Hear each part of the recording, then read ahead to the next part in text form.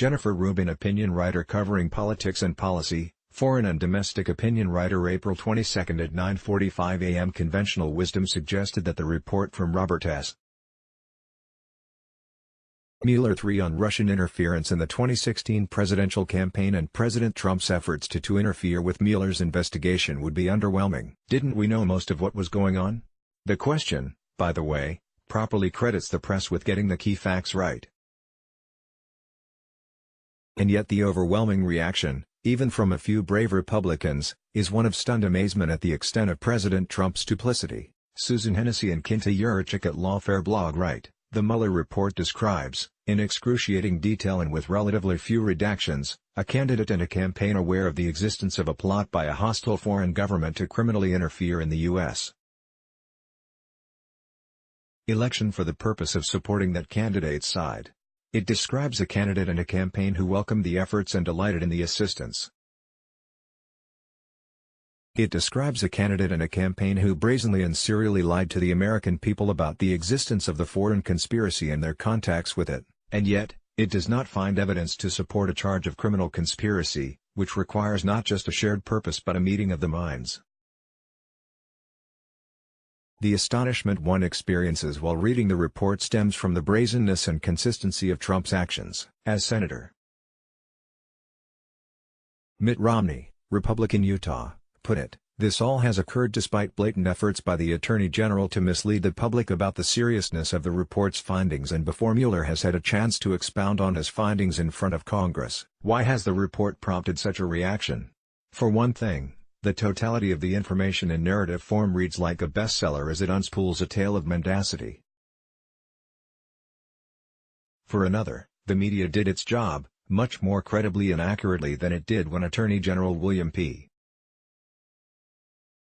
Barr released his 4-page letter in March summarizing what he said were the report's main conclusions. Fool me once, shame on you. Fool me twice, shame on me? Reporters zeroed in on the inconsistencies between Barr's spin and the report, and on the voluminous evidence of obstruction. Moreover, new material, specifically relating to Trump and Trump associates' efforts to obtain Clinton's emails, paints a damning picture of a campaign willing to use Russian help in recovering Clinton's emails. It wasn't that Trump was above dealing with Russian nerds to get Hillary's emails, writes Benjamin Wittes of Lawfare blog.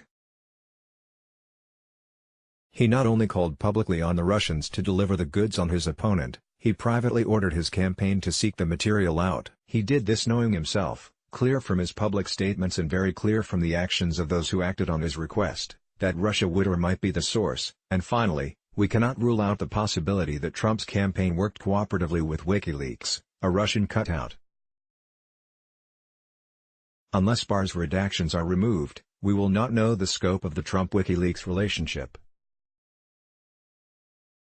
Reactions to the report will be seen in the days and weeks ahead, but one measure of the impact of its findings is Trump's reaction. He went from triumphalism to rage in a matter of a couple days. Despite the fact that the Mueller report should not have been authorized in the first place and was written as nastily as possible by 18 angry Democrats who were true Trump haters, including highly conflicted Bob Mueller himself, the end result is no collusion, no obstruction. Donald J. Trump, at Real Donald Trump, April 20, 2019. Once Mueller testifies, the House Judiciary Committee must conduct extensive hearings, which may include financial matters that were not the subject of Mueller's investigation. It must pursue in court, if need be, the complete report, which may hold telling evidence of cooperation between Trump associates and WikiLeaks. Once that is complete and public opinion settles, House Democrats will be presented with a difficult decision. When Barr's letter was released, the general sense among both parties was that impeachment was off the table and the 2020 election would be the way to resolve the issue of presidential wrongdoing. No more. Impeachment is not politically or constitutionally out of the question. Not by long shot. In the face of this evidence, for Congress to not even consider impeachment as a matter of serious inquiry is to declare that the legislature is not interested in its carrying out its institutional obligations as a coordinate branch of government. Hennessy and Yurchik note, there are two ways this plays out after Mueller testifies. The House obtains the complete Mueller report and conducts comprehensive hearings as, we think, it would be obligated to do. First, public opinion may harden in opposition to the president and the calls for impeachment may grow.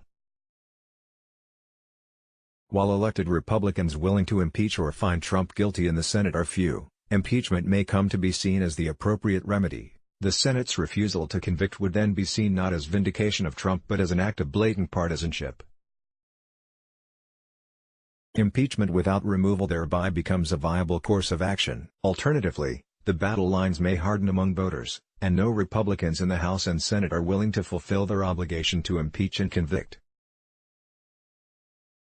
An impeachment on strictly partisan lines without a supermajority in the country in favor of impeachment would, in our view, seem unwise. While not specified in the Constitution, censure then becomes a possible response and an action in which some Republicans might join.